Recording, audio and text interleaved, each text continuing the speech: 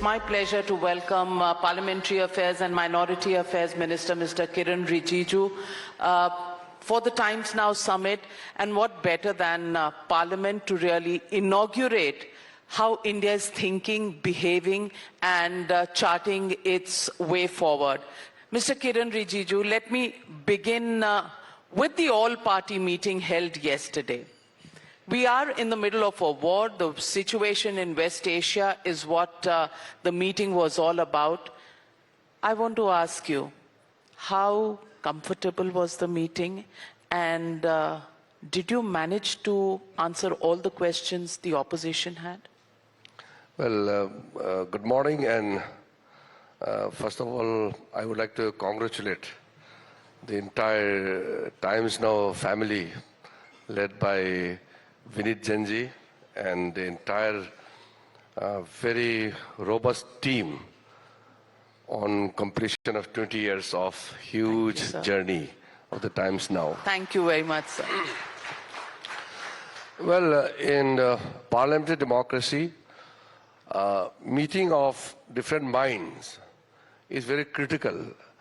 And in our parliamentary democracy, we have considerable political parties with different political ideology and agendas. So all party meeting is always very conflicting, yet it's converging in many things when it comes to national interest. I must tell you honestly, the all party meeting was very satisfying for me personally, because what we hear outside in the Parliament House or in the streets, wherever we hear from political leaders, it's always critical of each other. But the all-party meeting, especially which we had called, we convened a meeting yesterday, all the opposition parties had a reasonable queries and concerns, and I feel that the government had adequately addressed those points raised by the opposition leaders, and also they were satisfied. So at the end of the day, I had given a brief statement also that it seems that all the leaders were satisfied, because at the end of the meeting, it was a long marathon meeting, at the end of the meeting they said the entire opposition party will stand with the government in the critical juncture when there is a war in very close neighborhood in the Middle East, is not very far away, and also the war has a direct impact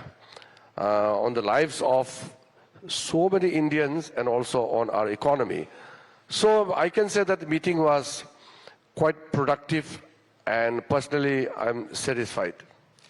Mr. Rijiju, you say you're satisfied, but there were parties that did not attend, like the Trinamool Congress. The leader of opposition from both the Lok Sabha and Rajya Sabha were not present. Many of them said that so far there have been statements from the government, but no debate and discussion in Parliament.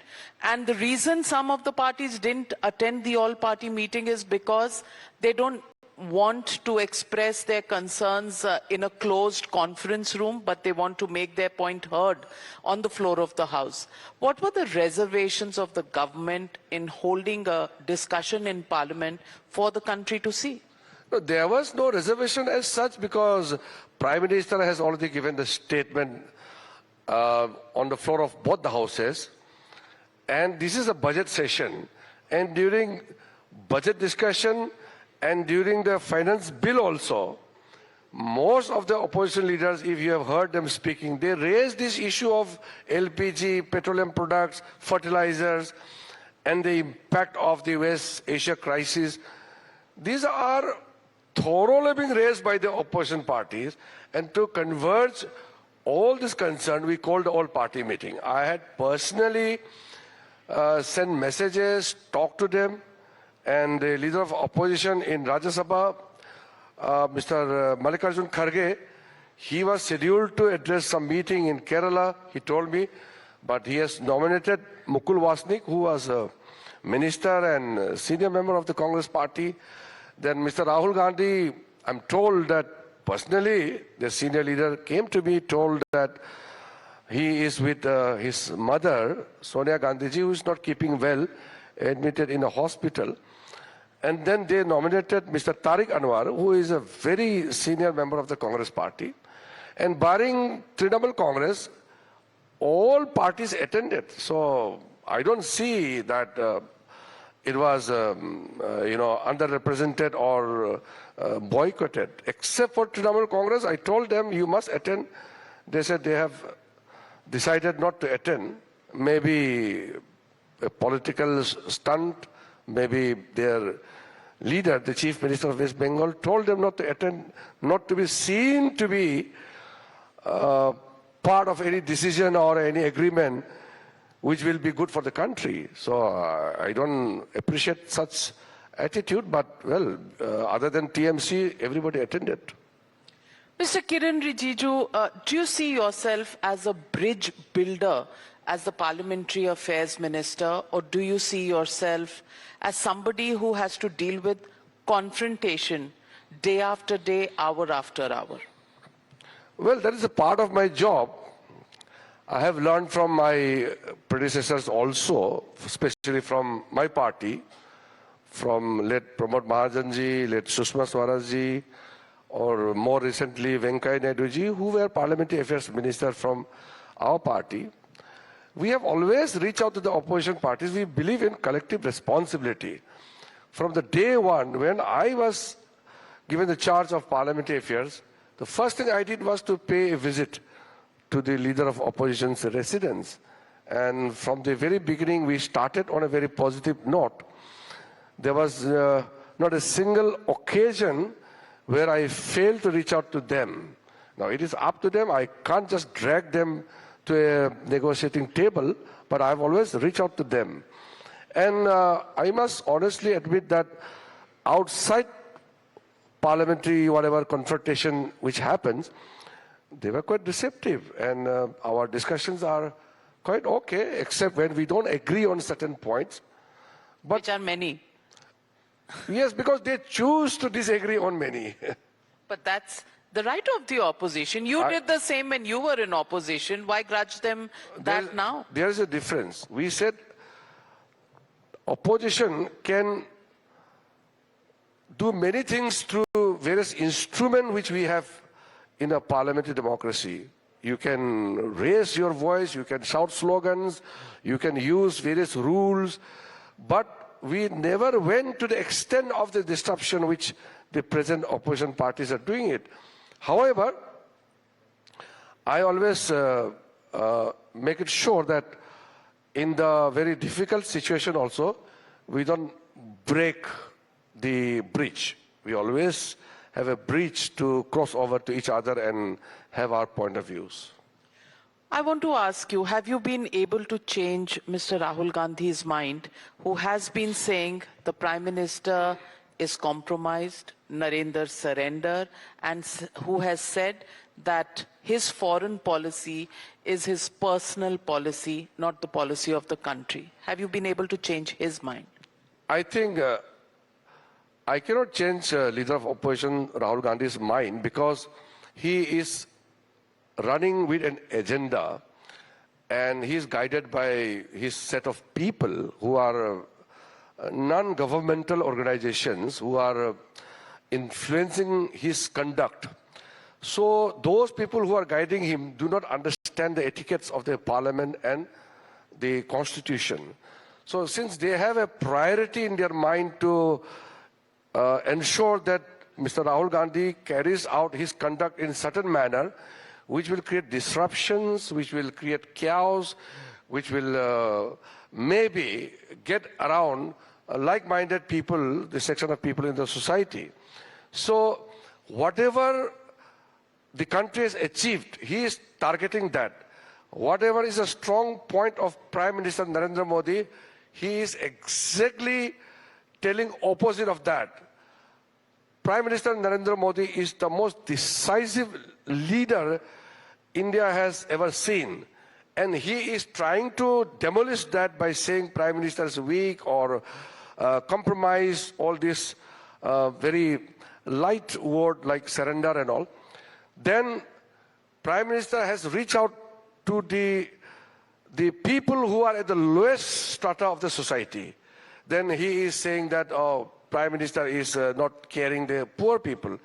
Then Prime Minister has done maximum for the scheduled castes, scheduled tribes, OBCs, and he is saying that he is standing for this section of the society.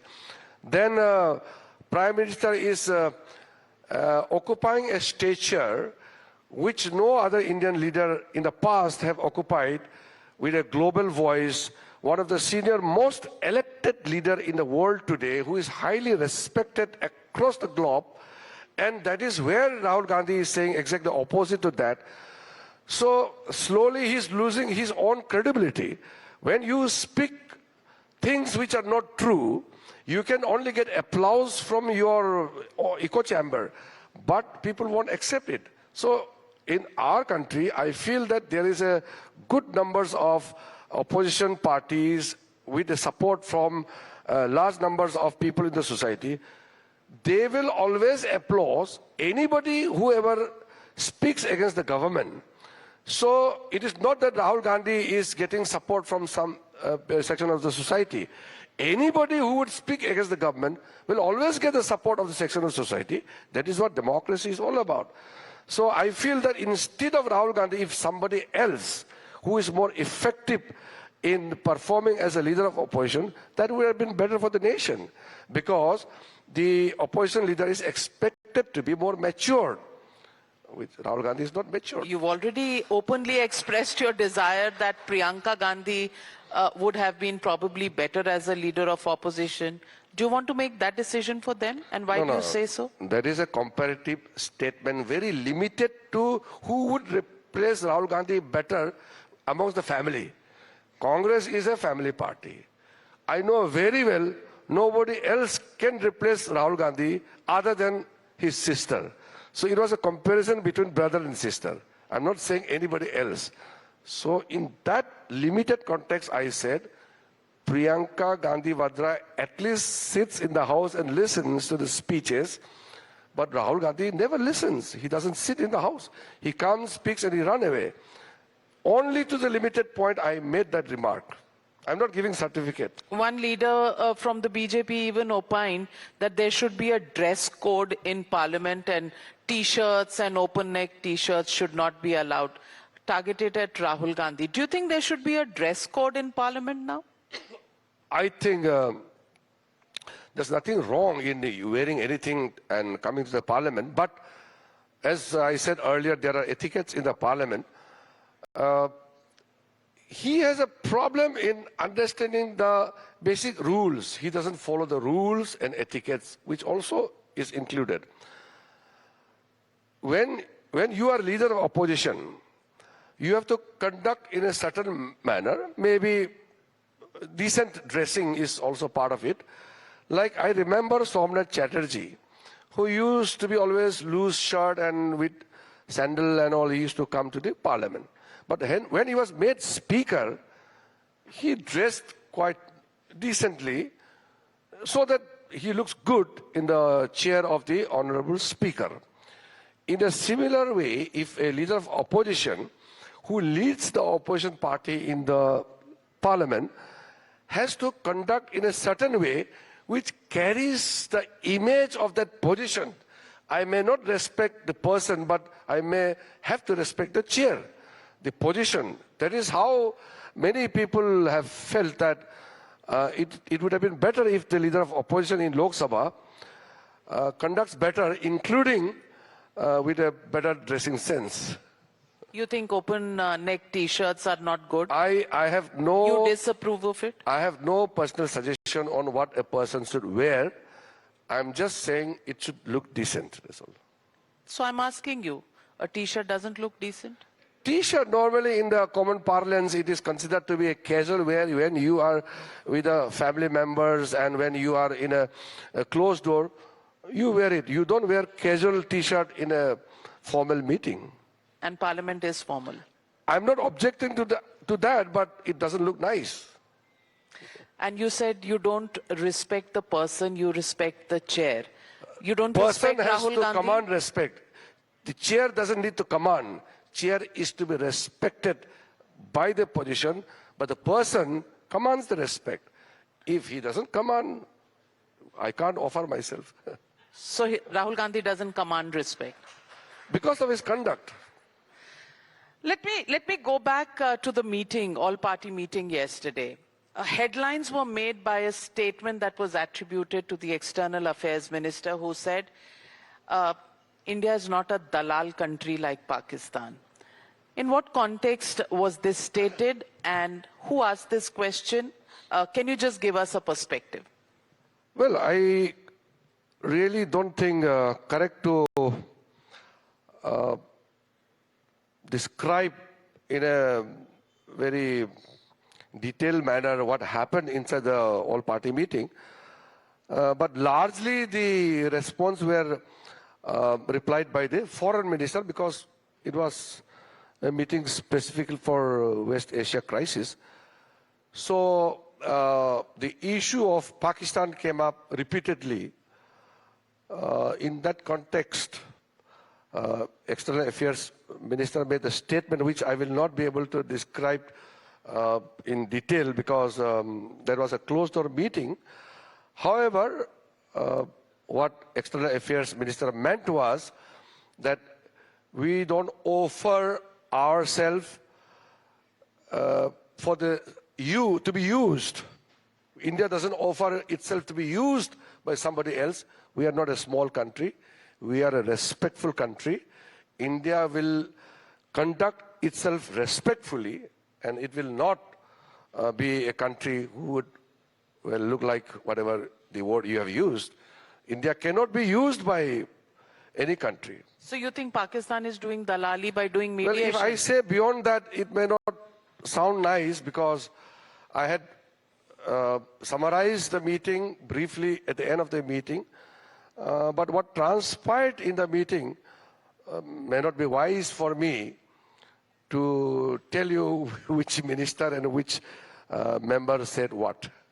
So let me ask you, when the opposition makes a charge that Pakistan, a much smaller country, is taking a central position in resolving the West Asia crisis, has India been caught out by not being able to engage both sides, and therefore it has become a bystander? How do you respond to that charge by the opposition? See, I will make a very specific reference so that the query is addressed. If our ships are passing through Strait of Hormuz, some ships have already passed through and rest are likely to be very soon. If it has happened, how did it happen? If India has not maintained a good relationship with Iran or the other Gulf countries, how did all this ship pass through? That shows the position of India. India is one of the few countries who could speak to all parties. Our Prime Minister had got a call from US President. Our Prime Minister spoke to Israeli Prime Minister. Our Prime Minister spoke to Iranian President. Our Prime Minister spoke to all the head of the government of the Gulf countries repeatedly. Not one round, second round, beyond. There are very few leaders in the world who could do that. That is Prime Minister Narendra Modi. So, as I said, if I say beyond all those things, it will amount to a policy statement which I don't want to make, because the situation is quite critical and very dynamic. So I will not comment on the policy matter, but I can say that despite this crisis, India is able to make itself ready for any situation because of a visionary, decisive leadership we have. And if you see in past 11 and a half years, 6 years is almost in conflict. So never before any government in India had faced this kind of critical situation what we are facing.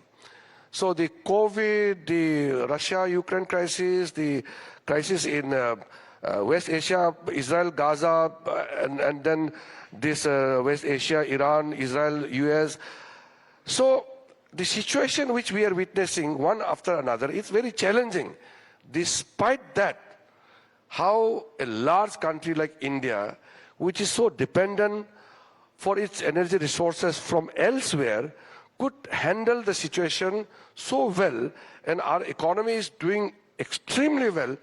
What does it mean? So politically one may criticize, but on the ground, India is today sitting in a very comfortable situation despite challenging atmosphere. It is because of a decisive, very matured leadership which we have in India, and very prudent management of the economy. So all this has made India a very stable and trusted and respected country today. Two issues that have been raised by the opposition, which seem to have substance. Number one, for the first 3 days after the war broke out and the supreme leader of Iran was killed, there was absolutely no reaction from India. We didn't even condemn the action. We did not condole the death of Khamenei. That was seen as an omission, probably, which set us back in our relationship with Iran, number one. And number two, of course, the fact that the Prime Minister visited Israel just 48 hours before this West Asia crisis broke out. Clearly, according to the opposition, seems like we were on the side that we have chosen, which is Israel and US. How would you explain to them? Navika, I think you need to call External Affairs Minister Jai Shankar here. You're the Parliamentary Affairs Minister who has to handle these questions every day. One point very specific on the issue of our condolence. External Affairs Minister had very specifically mentioned it is not the 5th day. The opposition leaders are saying that why the condolence message was signed on 5th day. So he made it clear that it is not the 5th day, it is the first day when the condolence book was opened in Iranian embassy. So the foreign secretary had gone on the first day when the book was opened. So technically, it is not late. It is the timetable of the embassy, how they conduct their schedules, but Foreign Secretary went on the first day when the condolence book was opened for the condolence message. Okay, since you're not the External Affairs Minister, let me come back and ask you. You have been very critical of Rahul Gandhi, and you have said his speeches are full of lies and allegations, even in Parliament? See, we would be very happy if the leader of opposition speaks with substance. And always the first mic normally goes to the leader of opposition when any issue is taken up for discussion. First of all, let me be very minutely specific. When you speak in the parliament, you are to follow certain conventions. You have to thank the speaker, then you refer to the topic on which the member is speaking, then you mention that whether you're opposing or you're supporting, and then you make the point. These are the procedures which normally every member follows. And whether speaker is giving you direction or not, but it is a normal practice that you thank the speaker for allowing you to speak. But the leader of opposition stands up and without thanking the chair, without mentioning the subject, he starts with all accusation and abuse. I stood up many times. In one of the occasions, I told him, don't use these words like, stupid, shameful. This doesn't augur well for the House to be using such words by the leader of opposition. Then he says that he doesn't need permission from the chair to speak. he was very emphatically saying that it is my right to speak. Of course, every member has the right to speak, but speak when you are permitted to speak. So this sense of entitlement has engulfed in his mind, and then he mistakenly uses all this expression during his speech. Somebody should tell him that, he needs some good class for how to conduct himself. We want to listen to him. It is painful, I'm telling you. We have seen so many leaders of oppositions from Congress side also, from BJP also. I've never seen a leader of opposition who just doesn't perform. He comes with one-liner. He thinks that headlines run the country. Gabbar Singh takes, surrender. What is this? You are expected to contribute and enrich the parliamentary debates. The problem is partly I think the headlines. I'm not blaming you. He feels that if you make a very qualitative debate, it doesn't create ripples in the news. So he makes few statements. So it's and our goes fault away. that he makes those headlines. Maybe, the situation is such in today's time, social media, the news headlines, I don't know. But that is true for all political parties. We Everybody don't make- wants to be in the headlines. You pick up the headlines wherever you want to, but the person has to make substantial contribution while speaking. You have also stated that it's easier to reason with other political parties like the Samajwadi Party, TMC, DMK. Why do you say that?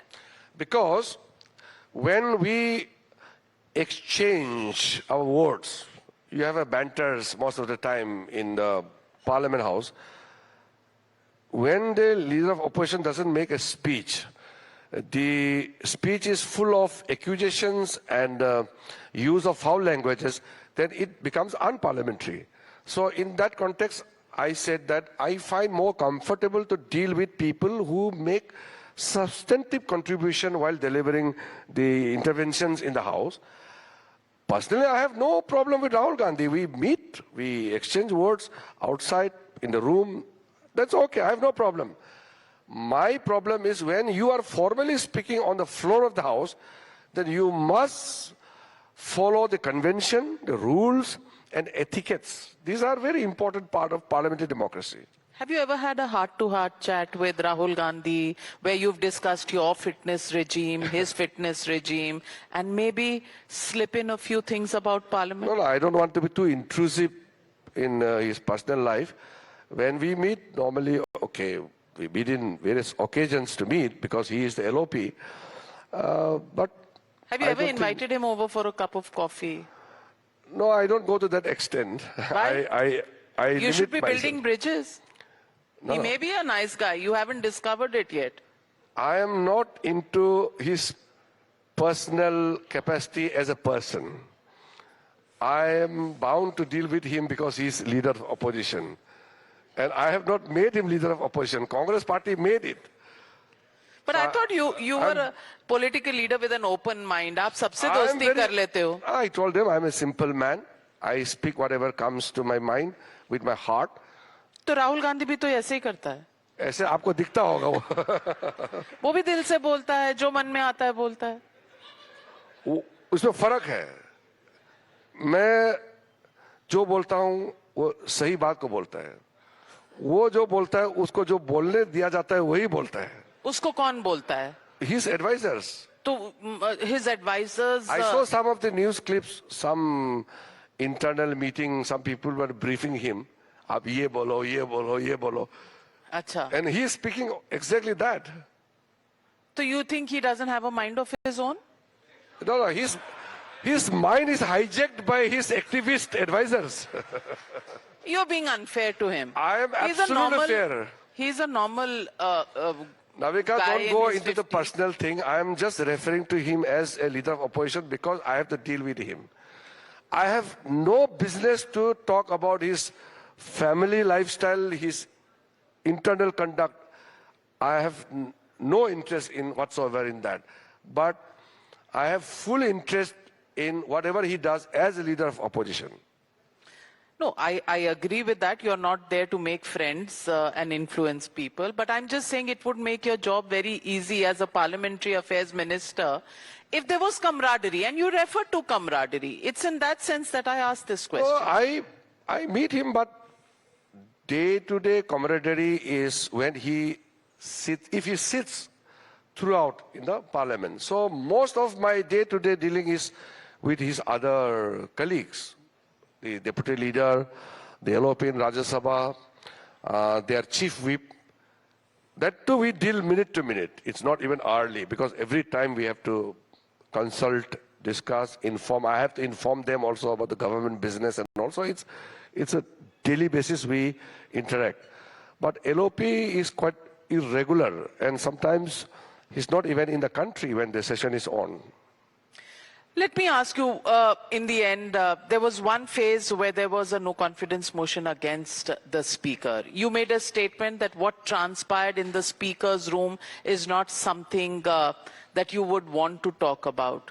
What was that incident? And was it unfortunate that women MPs were also blamed? There was a lot of charges that were traded by both sides. Do you think that was unfortunate? See, you have seen Parliament for a long time. When we were in opposition, we had certain standards which we had enforced. Advaniji, when he was leader of opposition, we were told that whatever protest we have to make, don't cross a line. So we used to protest, we used to speak, but we never had gone across the other side towards the treasury bench. And then in one occasion when leader of opposition Advaniji was not allowed to speak, we protested. Still we were not allowed. Then we walked out and we boycotted the whole session.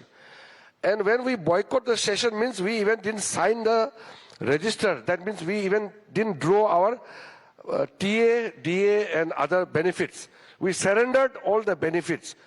We walked out. That was our style of protest.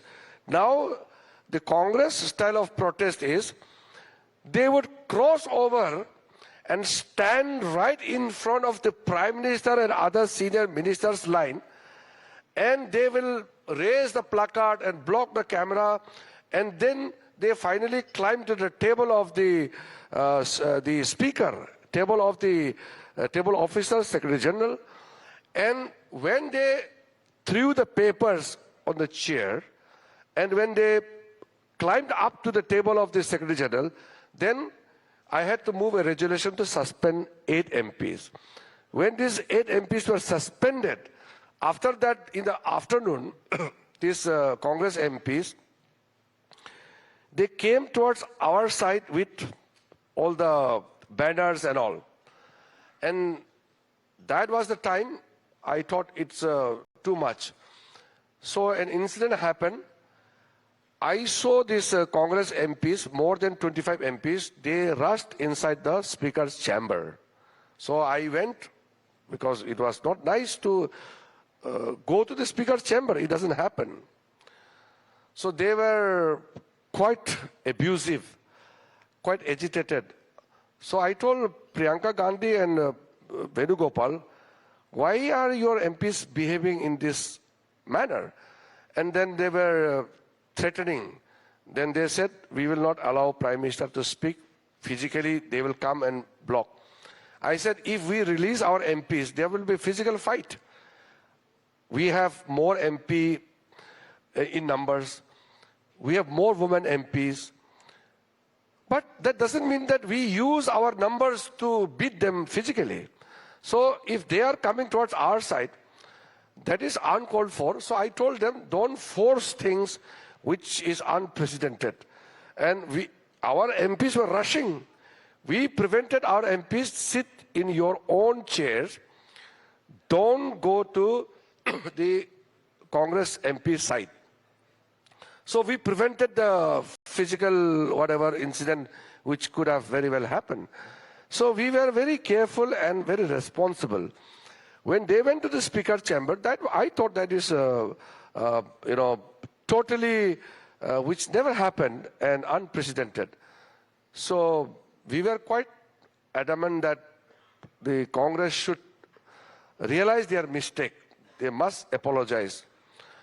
Many Congress leaders and other people came to me and said, please revoke the suspension. I have no interest in suspending the MPs. It is their right to be in the House. People have elected them. Who am I to throw them out? But if they don't follow the rules, what can I do?